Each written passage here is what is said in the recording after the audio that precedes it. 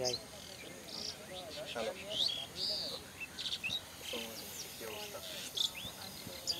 এই তো তো কাজের ব্যস্ততা এখন কেমন?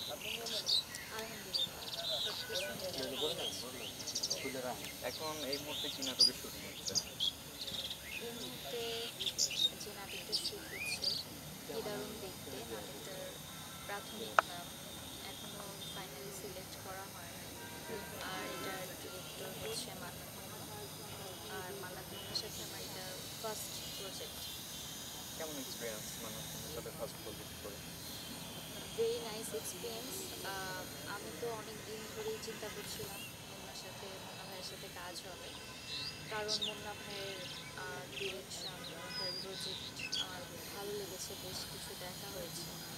সো ফাইনালি আমাদের মানে থাকে না যে আমার সাথে যাবে এরকম গল্প, অনেক দিন ধরে বলতেছিল যে আপু আপনার সাথে যাবে এরকম কোনো গল্প যখন আমি চিন্তা করতে পারবো তখন ইনশাল্লাহ আমাদের প্রজেক্ট হবে। সো ফাইনালি হচ্ছে।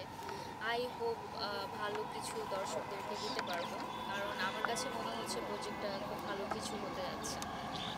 এই প্রজেক্টের গল্পটা আর কি কীরকম আছে? এই প্রজেক্ট একটু মিস্ট্রি আছে এবং প্রজেক্টের মধ্যে আবার হালকা ফানও আছে, কিন্তু প্রজেক্টটা সুইট এবং অডিয়েন্স ধরে রাখার মতো একটা প্রজেক্ট। অডিয়েন্স হয়তো মানে একটা দ্বিধাদ্বন্দ্বে থাকবে কি হচ্ছে না হচ্ছে, কারণ মিস্ট্রি গল্প তো। সো হালকা প্রেমও আছে। সব কিছু মিলিয়ে গল্পটা একটু ভিন্ন ধাঁচের। আমি যে ধরনের গল্প করে আসছি এখন পর্যন্ত সেগুলো থেকে টোটালি আলাদা। আমাকে একটু অন্যভাবে হয়তো দেখবে দর্শক। আচ্ছা, আমরা নাটকে দেখছিলাম যে আপনার বিয়ের বিষয়টা, তো কত করা বিয়ে হয়েছে নাটকে? এটা কোনো হিসাব নেই আসলে কতবার বিয়ে হয়েছে নাটকে। আচ্ছা, বাস্তবে কি বিয়ে হয়েছে নাকি? বাস্তবে আসলে এখনো কোনো প্ল্যান নেই, তবে হ্যাঁ, যদি কখনো কাউকে দেখে মনে হয় okay this is my man, সাথে সাথে করে ফেলবো। আচ্ছা, আমরা রিসেন্টলি দেখতেছিলাম হচ্ছে আপনি দেশের বাইরে গিয়েছিলেন, তো এটা কি শুধু ঘুরতে নাকি কোনো বড় কোনো কাজ আসতেছে? না, একটা প্রজেক্ট ছিল, শ্যুটের জন্য গিয়েছিলাম দেশের বাইরে। হ্যাঁ, ওটাও আসছে ভেরি সুন। আচ্ছা, মান্নাত মুন্না তো সেটে থাকে যে সময় একটু গম্ভীর টাইপের, তো এটা নিয়ে কিছু বলতে চান? না আসলে গম্ভীর টাইপের আমার কাছে তো মনে হয় না, কারণ মুন্না ভাইয়ের সাথে আমার পরিচয় অনেক বছরের, কাজ হচ্ছে হয়তো অনেক দিন পরে এসে, কিন্তু আমরা একসাথে মানে পরিচিত অনেক দিন ধরে। এবং আমি তো এনজয় করছি আসলে ওর সাথে কাজ করতে, যে কারণ মুন্না ভাই জিনিসগুলো বুঝে, ঠিক আছে। আর যারা আসলে বুঝে আর্টিস্টের থেকে বেটার কিছু, মানে আমি ধরেন দিতে পারি হচ্ছে 70%, আর 30% হয়তো আমার আছে, ব্যর্থতা আছে। ওই 30% যদি আমার থেকে কোনো ডিরেক্টর আরও এক্সট্রা এফোর্ট দিয়ে বের করে নিতে পারে, ওটা ডিরেক্টরের সাকসেস আমি বলবো। আর আমারও মনে হয় যে একজন আর্টিস্ট হিসাবে যে কোনো আর্টিস্ট এরকম ডিরেক্টরদের সাথে কাজেরই আগ্রহ রাখবে, যারা আমাদের থেকে, আমরা যতটুকু দিতে পারবো তার থেকে আরও বেটার কিছু আমাদের থেকে বের করে নিতে পারবে। আচ্ছা, তো আমরা সামনে আপনাকে বড় পর্দায় দেখবো কিনা বা ওরকম কোনো কিছু আছে? আসলে বড় পর্দায় নিজেকে দেখার স্বপ্ন নিয়ে বেশিরভাগ মানুষ এখানে কাজ করতে আসে, তবে এখানে সুযোগ সুবিধা, আমি ওইখানে যে কিভাবে করতে পারবো, কতটা ফিট আমি, এরকম ব্যাপারগুলো তো থাকে, তাই না? সো যদি আমার কাছে কখনো ভালো গল্প, ওরকম সুযোগ সুবিধা চলে আসে, আমি ডেফিনেটলি মিস করব না, কারণ বড় পর্দায় নিজেকে দেখার যে লোভটা, ওটা তো আমার অবশ্যই আছে। কিন্তু এখনো মনে হয় না যে আমার এখনই ওই দিকে যাওয়া উচিত।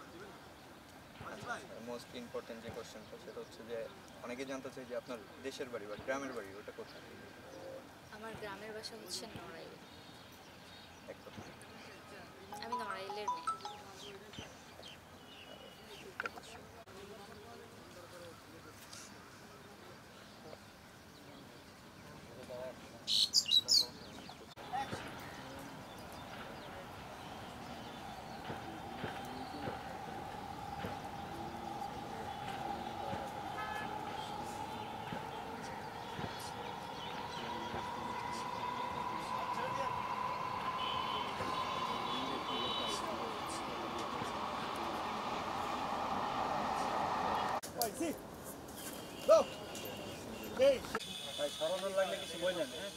ঠিক আছে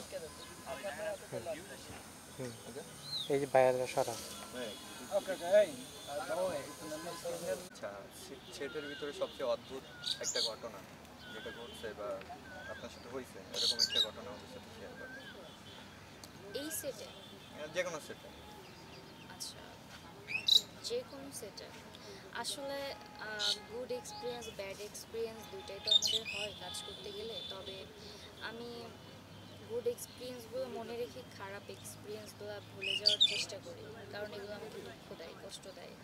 সো আমাকে যেগুলো দুঃখ দেয়, কষ্ট দেয়, এরকম কোনো এক্সপিরিয়েন্স আমি আমার অডিয়েন্সদের সাথে শেয়ার করতে চাই না, কারণ আমি হয়তো বা শেয়ার করলে আমার ভালো এক্সপিরিয়েন্সগুলোই শেয়ার করবো।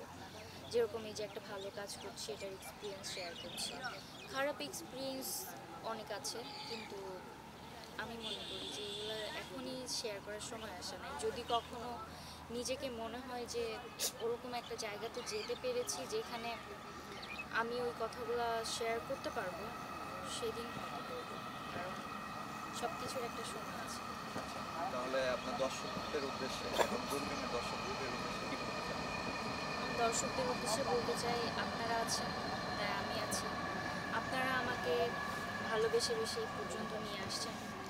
একদম শুরুটা হয়েছে ছোট্ট একটা ক্যারেক্টার দিয়ে, যেখানে একটা মেয়ে মানে স্বপ্ন দেখতো ছোটবেলা থেকে যে অভিনেত্রী হবে, কিন্তু আপনাদের সামনে নিজেকে অভিনেত্রী হিসাবে প্রেজেন্ট করতে পারবে, ওই স্বপ্নটা এখন বাস্তব হয়েছে। সেই জন্য আপনাদের ধন্যবাদ।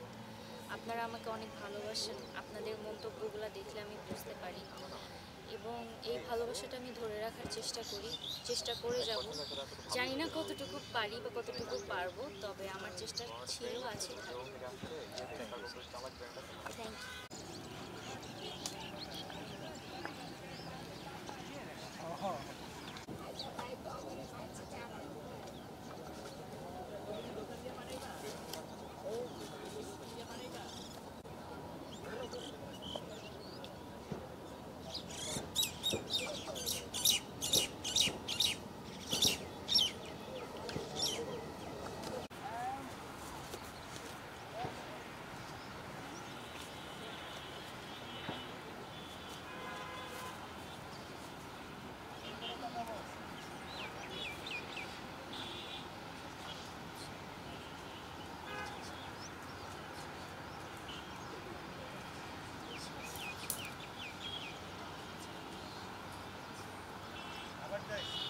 পোর্টাল থেকে আসছো, ওরা তো ভিডিও দিবেই। এই সবাই সরো। তাই ঠিক আছে, আমি